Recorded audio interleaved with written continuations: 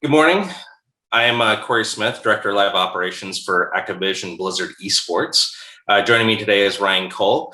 I want to thank SVG for giving us the opportunity to come and speak about not only what we're kind of doing in 2021, but kind of a future look-see about what we're kind of planning and what we're thinking for 2022 as kind of the world shifts to going back to kind of venue-based operations and potentially venue-based shows that have attendees. So without further ado, go ahead and share this presentation. So some of the high-level objectives that we kind of are snapping to this year and next year as part of our cadence is kind of planning a return to venues, right? We have a project that we call Project Aloha this year, which is competitive gameplay in Hawaii. We use the island of Hawaii, specifically Honolulu, and the University of Hawaii has been gracious enough to help us out with that. That creates a competitive gameplay situation for our teams in North America to play against teams in Asia. So Project Aloha, you can read about it in both SVG articles and other things around the community.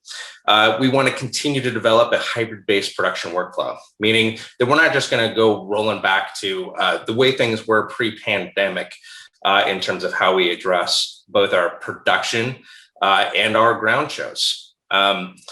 And with that, we want to create compelling competition for fans. So reducing latency, even if we are playing in the cloud or online within game server infrastructure, we want to make sure that we're continuing to kind of drive the best latency possible if we are playing online. And when playing on LAN, obviously there's no issues there. But we want to have the ability to switch back and forth between a LAN and a cloud-based kind of workflow. And we want to continue to drive improvement for online competitive gameplay. So part of our big thing last year was move to cloud. And we thought move to cloud means a couple different things, right? Production, graphics, replay, all these other things that we were doing in a LAN-based venue environment that we kind of had to really rethink. But part of that was how much content are we really going to end up generating? So we went back through our MAM, and our 2020 stats was staggering.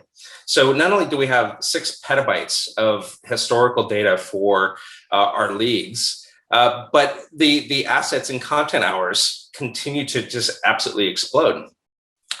We have a lot more access to a lot more different both camera angles.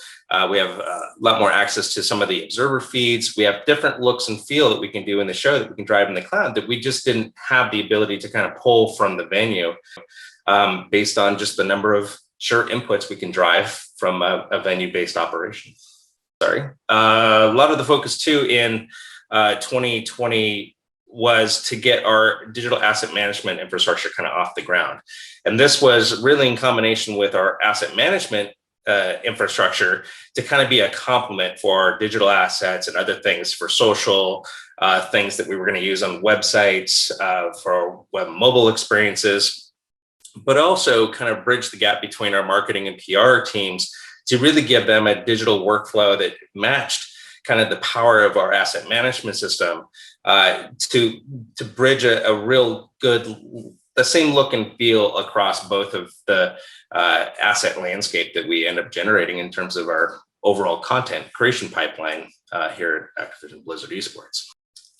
Some of our partner-driven broadcast features. So if you don't know by now, we have a partnership for our Overwatch League for IBM Power Rankings. This is basically a set of data points that we correlate and send to IBM. IBM Watson does their thing, and then they basically come up with an algorithm that allows us to kind of choose the overall, ranking of each of the players in the league. And this is kind of based on not just the player, but the hero. It can be map driven, and it can also be team driven. So you can kind of look across the board and see kind of how the players ebb and flow across the different seasons, or even the week to week, the day to day matches. And then another thing we're working on is in-game monetization. And this is done not necessarily in the game engine itself, but the ability for us to actually do this on a video mapping perspective. So we're partnering with a company that allows us to essentially inside the game map, be able to graph in-game advertising over the video, as you can see here in the one picture, the Game Fuel logo on the wall. So as the players and the competitors are coming into this part of the map, we identify that marking on the wall, and we're able to then render out different advertising on different surfaces.